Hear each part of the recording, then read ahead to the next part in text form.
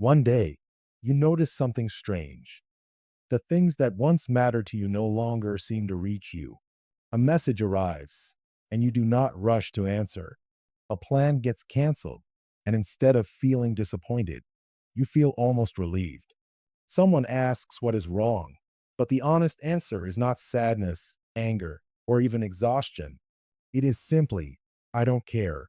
At first, this can look like peace. You are no longer chasing approval, arguing with people, or reacting to every small problem. But there is a difference between peace and emotional shutdown. Peace still allows you to feel. Shutdown makes feeling seem like too much work. For some people, not caring begins after caring too much for too long. Imagine someone who keeps trying to repair a friendship. They send the first message, forgive the same behavior, explain their feelings, and wait for things to improve. Each time, they invest a little hope. Each time, that hope is disappointed. Eventually, the mind may stop asking, how can I fix this? And start saying, why should I try? This is not always laziness or coldness. Sometimes it is the nervous system reducing emotional investment because investment has repeatedly led to pain. The mind learns a simple equation. Caring creates hope. Hope creates vulnerability. And vulnerability creates disappointment. So it tries to protect you by lowering the volume. That protection can appear in ordinary moments. You may stop checking whether someone replied. You may let dishes collect, not because you cannot see them, but because nothing feels urgent. You may hear good news and understand that you should be excited, yet the feeling never fully arrives. From the outside, you may look calm. Inside, you may feel far away from your own life. There's also a quieter form of shutdown that happens after constant pressure. When every day contains another task, another conflict, another demand, and another decision, the brain begins to conserve energy. It stops treating everything as emotionally important because it cannot afford to react to everything. This is why a person can appear careless when they are actually overwhelmed. Think about a phone with very little battery left. It does not keep every feature running at full power. It dims the screen, closes background activity, and enters survival mode. Emotional numbness can work in a similar way.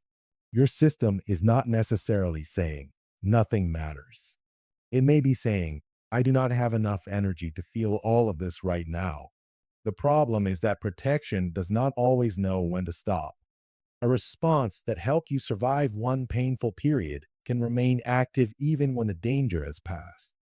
You may leave the difficult job, end the unhealthy relationship, or finally escape the stressful environment, yet still feel disconnected. The situation changed, but your emotional system has not received the message. This can become confusing because you may begin judging yourself. You remember being passionate, curious, affectionate, or ambitious, and now you wonder where that version of you went. You may call yourself lazy. Other people may call you distant, but shame rarely brings feeling back. It usually adds another weight to a system that is already carrying too much. A more useful question is not, why am I like this? It is, what happened before I stopped caring? Was there a long period of rejection? Were you responsible for too many people? Did you keep forcing yourself to function without rest? Did you learn that showing emotion changed nothing? The moment of numbness often makes more sense when you look at the months that came before it. Reconnection usually does not begin with forcing yourself to become passionate again.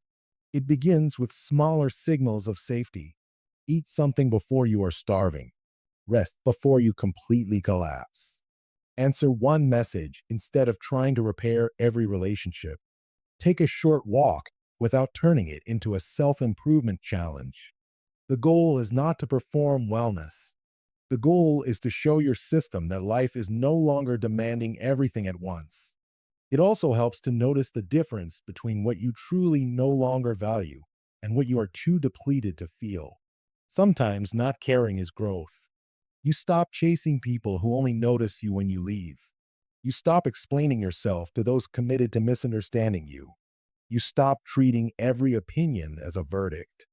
That is not numbness. That is clarity. But when nothing feels meaningful, including the people, activities, and hopes that once made you feel alive, the message deserves attention. Persistent numbness can be connected to burnout, depression, prolonged stress, grief, or other mental health struggles. It does not automatically mean any one condition, but it is not something you have to dismiss or carry alone. Speaking with a qualified mental health professional can help, especially when the feeling lasts, deepens, or affects daily life. You are not broken because your mind learned to turn the volume down. It may have been protecting you in the only way it knew. But protection is not the same as healing. Healing is slowly discovering that you can care without giving all of yourself away, hope without ignoring reality, and feel without being consumed by every feeling. So if you have stopped caring, do not begin by demanding more emotion from yourself. Begin by becoming curious about the part of you that went quiet. It may not be empty.